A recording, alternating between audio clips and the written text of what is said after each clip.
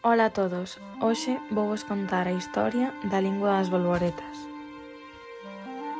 A Lingua das Bolboretas é unha película que está baseada nos 3 contos que forman parte do libro Que me queres amor, de Manuel Rivas.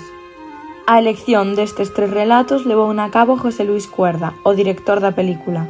E os 3 contos elixidos foron A Lingua das Bolboretas, que foi o que lle puxo nome á película, Un saxo na néboa e Carmiña. De Manuel Rivas podemos destacar tamén outros libros como Lápis do carpinteiro. Este é o noso protagonista, Moncho, un cativo galego de 8 anos que a causa dunha grave enfermidade respiratoria nunca puidera ir á escola e sempre tivera que andar pegado ao seu inhalador. Por todo isto, todos os coñecementos que el tiña ensinárallos o seu pai. A enfermidade de Moncho parecía mellorar e, polo tanto, chegou o día de comezar a escola. A noite anterior non durmira nada porque escoitara por aí que os mestres lle pegaban aos rapaces e el non quería que lle pegasen. Cando chegou á escola o mestre era don Gregorio, un mestre moi bo. O único problema era que Moncho estaba demasiado nervioso e acabou mexándose por riba e saiu correndo da clase. Veña, achéguese.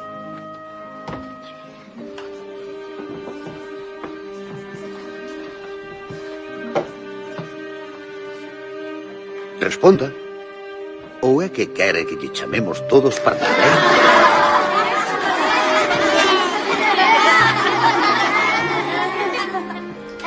Está mexando.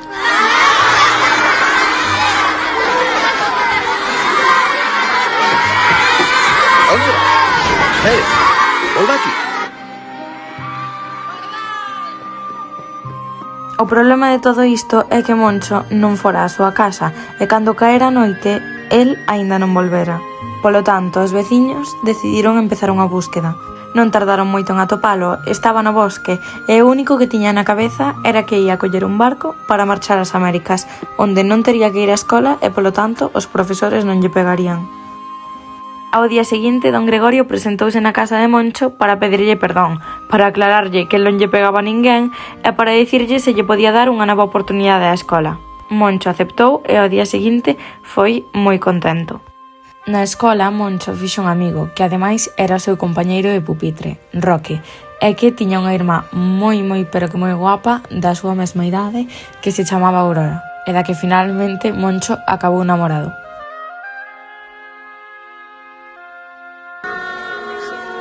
Un día don Gregorio decidiu que a partir dese momento, coa chegada do bo tempo, ia impartir as clases na natureza.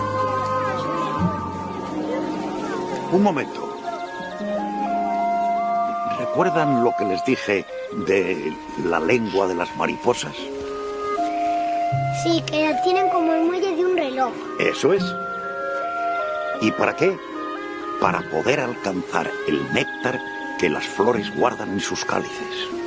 En unha desas ocasións, o pobre Moncho, que parecía xa recuperado, deulle un ataque de asma moi grave.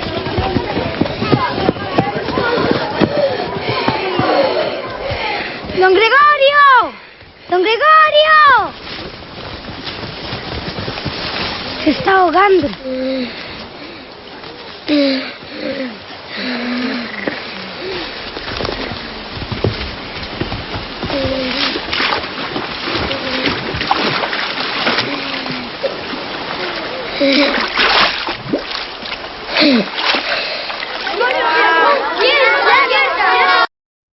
Don Gregorio salvaralle a vida a Moncho e por iso o seu pai, que era xastre, regaloulle un traxe que o mestre nunca máis se quitou. O mestre e o pai de Moncho estableceron unha conversa e aí deronse conta de que os dous compartían a mesma ideoloxía. Eran republicanos. Pouco máis tarde termina o curso e o mestre xubílase. Don Gregorio decide dar un discurso de despedida, onde falaba moito da liberdade e se podían apreciar claramente os seus ideais políticos. Pero de algo estoy seguro. Si conseguimos que una generación, una sola generación, crezca libre en España, ya nadie les podrá arrancar nunca la libertad. ¡Nos vamos!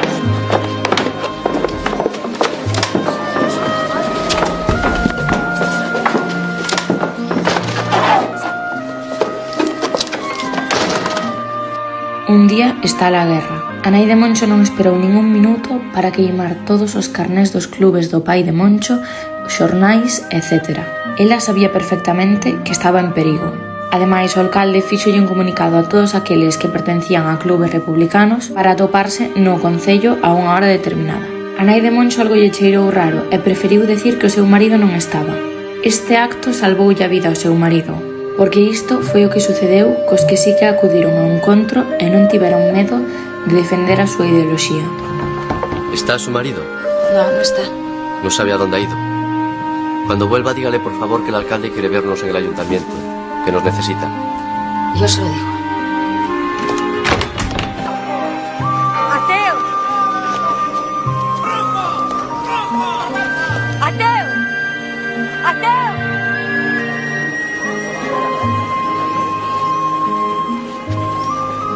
¡Ateo! ¡Ateo! Lo que más quieras, que te voy a gritar. Traidones, criminales, locos. ¡Chulos! ¡Granujas! ¡Sin